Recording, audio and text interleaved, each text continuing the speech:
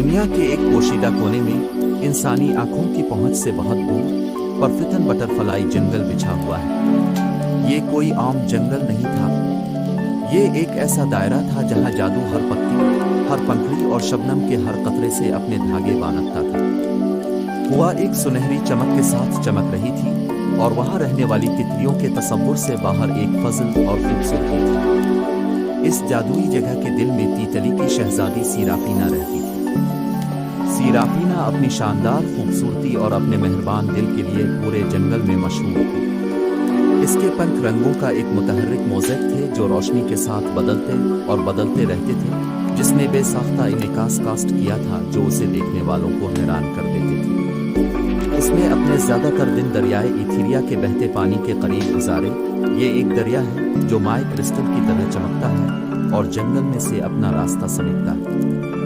دریائے ایتھیریا کوئی عام دریا نہیں تھا، اس کے پانیوں نے ایک سریلی دھن گایا، ایک لوری جو خود زمین کے دل سے آتی تھی۔ دریا تتلی کے جنگل کی زندگی کا خون تھا اور سرافینا پانی کے بہاؤ اور اس کی سطح پر جنگل کے رقص کو دیکھتے ہوئے اپنا وقت اس کے کنارے گزارنا پسند کرتی تھی۔ ایک دھوپ والی صبح جیسے ہی سیرافینا دریا کے کنارے پھڑپھڑا رہی تھی، اس نے کچھ غیر معمولی دیکھا۔ پانی کا گانا بدل گیا تھا، یہ اب ایک پراسرار راگ سرگوشی کر رہا تھا۔ حیرت زدہ ہو کر اس نے اوپر کی طرف آواز کی پیروی کی، یہاں تک کہ وہ ایک چھپے ہوئے گلین تک پہنچ گئی جہاں دریا ایک پرسکون تالاب میں پھیل گیا۔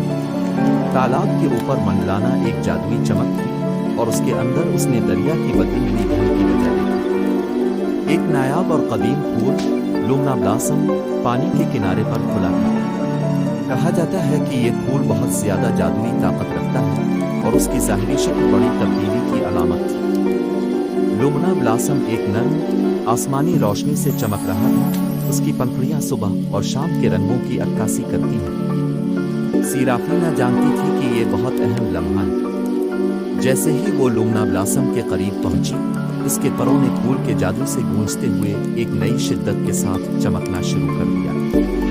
اس نے اپنے بازو کی نوک سے ایک پنکھڑی کو آہستہ سے چھوا اور اسی لمحے اس کے اندر سے جادو کی لہر دوڑ گئی۔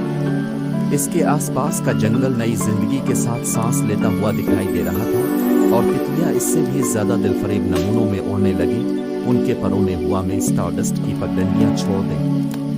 نئے مقصد کے ساتھ سیرافینا دریا کے کنارے اپنی پسندیدہ جگہ پر واپس آ گئی۔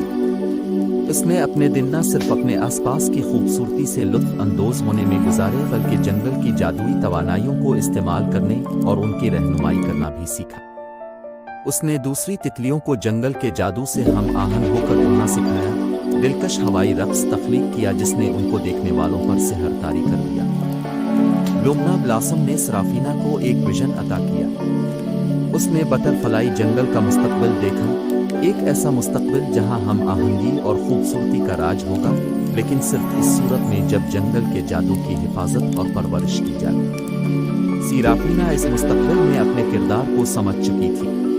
وہ صرف ایک شہزادی نہیں تھی بلکہ جنگل کے جادو کی محافظ تھی۔ سیرافینا کی نرم قیادت میں تتلی کا جنگل ایسا پھلا پھولا جیسے پہلے کبھی نہیں تھا۔ جنگل کا جادو مضبوط ہوتا گیا، اس کی خوبصورتی زیادہ چمکدار اور اس کا امن زیادہ گہرا ہوتا گیا۔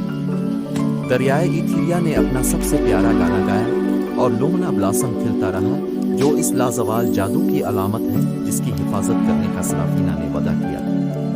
اور اس طرح تتلی شہزادی نے اپنے دن بہتے پانیوں میں گزارے، اس کا دل ہمیشہ کے لیے اس جنگل کے جادو سے جڑا ہوا جس سے وہ پیار کرتی تھی۔ اس کا افسانہ دور دور تک پھیل گیا، خوبصورتی، جادو اور تتلی کے پروں کی نرم طاقت کی کہانی۔